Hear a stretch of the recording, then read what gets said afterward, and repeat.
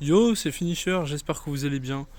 Aujourd'hui, on se retrouve pour l'analyse de Kit Buu. Donc, le kit est sorti, là, il y a pas longtemps. On va voir ce qu'il fait. Alors, la capacité principale se résume à un mot récupération. Même après avoir subi des dégâts, Buu pourra récupérer toute santé perdue. Ce n'est pas tout, il possède de nombreuses capacités offensives telles que Blast Armor, vitesse de pioche, Cover Change, donc mise à cover, et nullification et endurance nullification. Ce personnage ultra combine une excellente attaque et défense avec une puissante jauge unique de type de temps. Donc élément jaune, on a bien prédit. Jaune, étiquette régénération, absorption et ennemi puissant. Épisode Sagabou. Donc le main. En plus de restaurer sa propre santé, cette puissante capacité principale inflige à tous les ennemis des dégradations d'attributs. Donc tire la carte d'art ultime, restaure sa santé de 25% et son ki de 40, inflige à tous les ennemis un malus de stats réduisant de 40% la quantité de régénération de force pendant 20 secondes, inflige à tous les ennemis un malus de stats augmentant de 30% les dégâts reçus pendant 20 secondes. Bon, vu que c'est un peu la traduction, il faut traduire, vu comment c'est manier les phrases. Inflige à tous les ennemis un malus de stats réduisant de 1 la vitesse de pioche pendant 20 secondes. Ça s'active après 25 secondes le main. La cap Z à 14 étoiles, 5% de SP pour les tacs régène et 42% attaque et défense physique et régène et ennemi puissant. Donc pas de cap Z saga Z bout.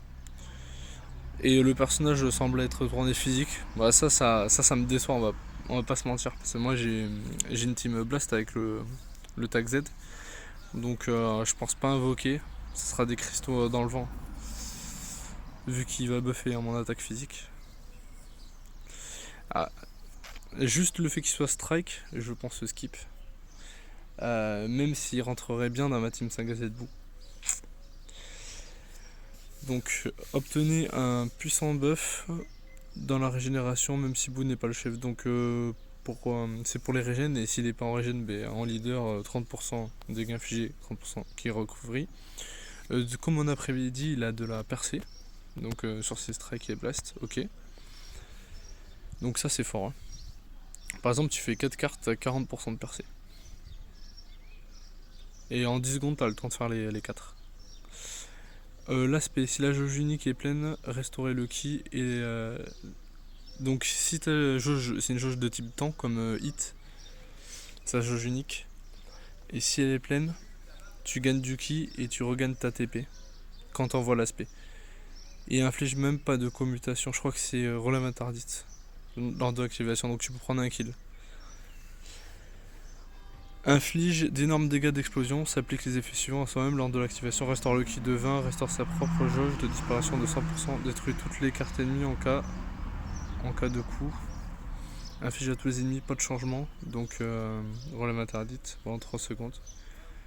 La verte, ça annule les mises à cover, donc comme GBU. Et ça change tes cartes blast en strike. Ok. Applique les effets suivants lors de l'activation, augmente ton ki de 40, 20% de dommages de strike pendant 15 secondes. Tu changes donc tes cartes d'art. T'as l'anti-cover pendant 10 secondes et tu combines avec tout. Tu peux combiner. Et ça tire même une carte spéciale si la jauge unique est remplie. Ok. Donc la carte d'art ultime inflige des dégâts d'explosion suprême, applique les effets à soi-même, plus 20% de dégâts d'ultime, annulation au cas où.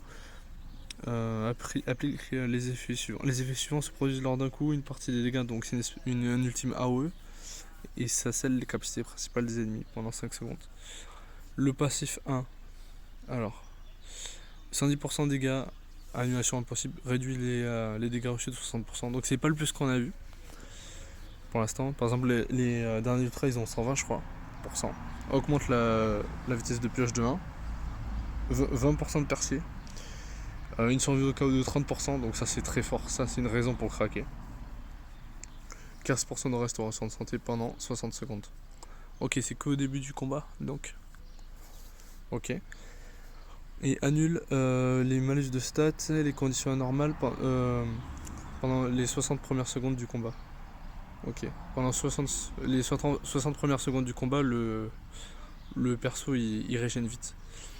Donc charge la jauge unique, donc comme hit au fil du temps. Applique les effets à soi-même quand la jauge unique est pleine. 30% de dégâts, réduit les dégâts reçus de 10%. Donc une fois que la jauge unique est pleine, il a 140%. 140%, on va compter la capacité ultra, donc 170 et 70% de réduction.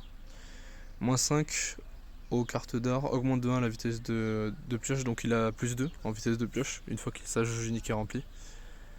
Si la jauge unique est pleine après la fin de l'attaque ennemie, elle se remet à 0 et les effets suivants se produisent. Donc on peut la remplir plusieurs fois, si je comprends bien. Ah, ça c'est fort. Restaure la santé de 20%, 10% de dégâts infligés, réduit le nombre de substitutions des alliés de 2, détruit aléatoirement 2 cartes ennemies. Ok.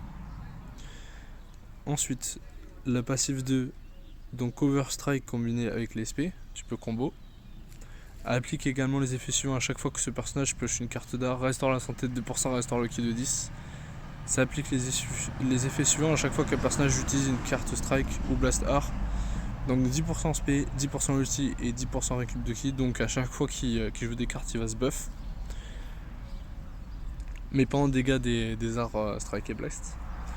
Les effets suivants se produisent lorsque l'ennemi active le RR, alors que ce personnage est sur le champ de bataille, donc restaure sa propre santé, jauge de fuite de 100%, donc il récupère sa TP. Et il fait comme C17 MVP LF, il débuff, donc GBU ne peut pas tuer sur le RR. Donc ça c'est fort. Une survie au chaos non annulable, renforcée quoi. Ça implique les effets suivants à soi-même lorsque 2 alliés sont vaincus, donc tu regagnes ta TP, et tu fais comme Rosé et Lef Zenkai, tu tues sur tous les coups pour la survie au cas où.